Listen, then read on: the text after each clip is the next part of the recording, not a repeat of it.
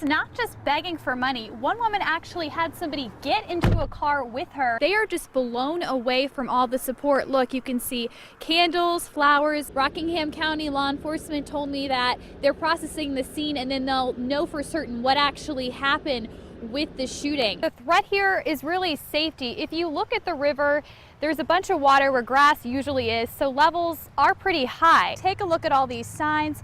They were hoping it would be 20%, which is actually on the high end for a local election. You can see here Arrington actually leaving the courthouse with cell phone video that I took after the hearing.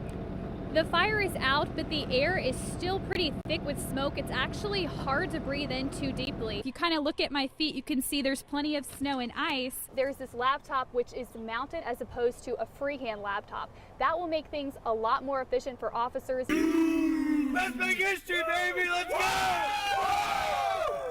All right, as you can see, there's some excitement here. I'm joined by some of the students. Right, and they did have over 100 with this event, but they do want more, and I'm going to let you hold the goo for the rest of the show. I'm like, no.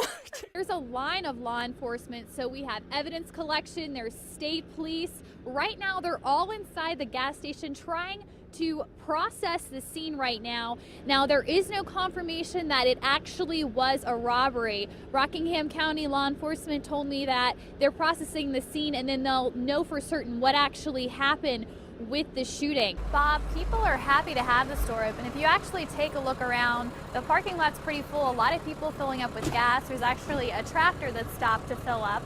You can see here, they've had a lot of activity throughout the day because a lot of regulars are coming back. They did have memorials that line the front of the store. Those have been moved inside. You can see a few that are left over.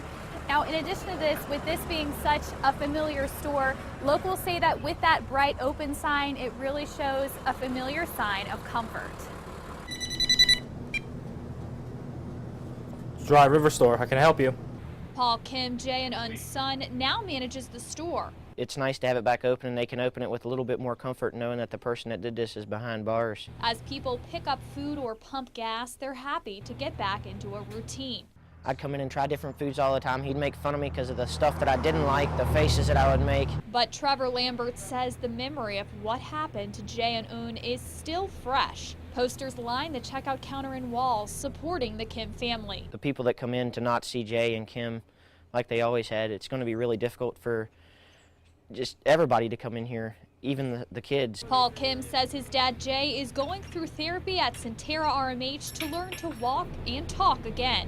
A few months down the road or a few years down the road, we'll see my dad, being normal as possible. Where you could say hi to him, hey, Mr. Kim, he'll be around, he'll wave at you. As Jay works through a long recovery, Kim and store workers stock shelves and hope customers will come back. Not change anything from the past, keep it the same. Ain't nobody got a store like we do. Nobody's got a store like Dry River Store. They do have increased security with cameras and more lights. Kim tells me he isn't worried about safety. Paul Kim says that he does feel safe. The sheriff's office has actually been driving by, patrolling this area more than before.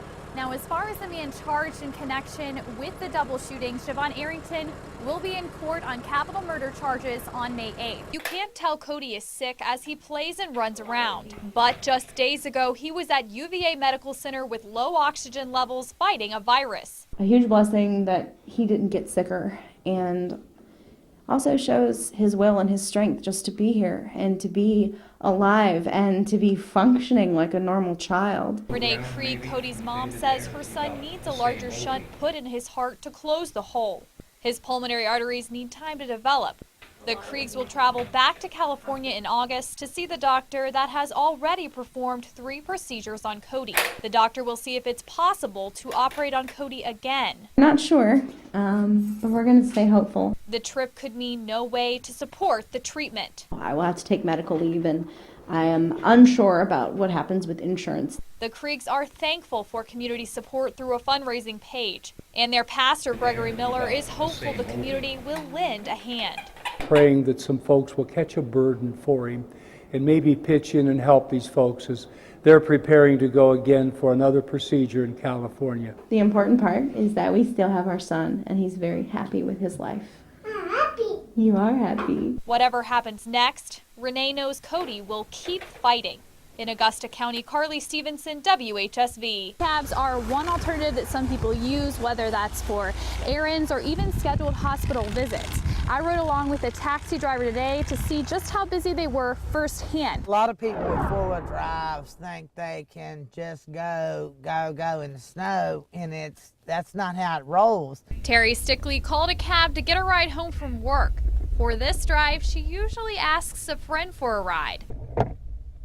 You do not know how many times me and my friend come home from work and have to worry about other drivers. It's unbelievable. Despite the weather, snow days can be good days for cab drivers like Vic Morris. Usually a pretty good money day, so I like snow days. Some had to make a routine trip and they ventured out in this weather. I just call the cab because I just need to come to the laundromat to wash my clothes. And north check.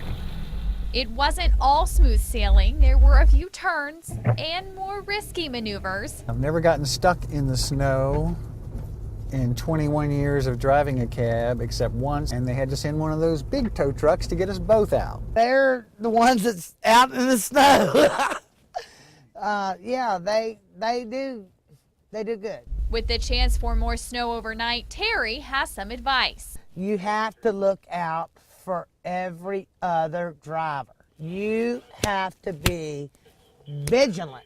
It really depends on the situation, but with apartment complexes and that kind of thing, they'll sometimes ask people to go to the edge of a facility so that they don't have to go up a hill and get stuck. That makes sense. And they could have more difficulties tonight with these roads turning icy. You know, there is the potential for a little bit of danger there.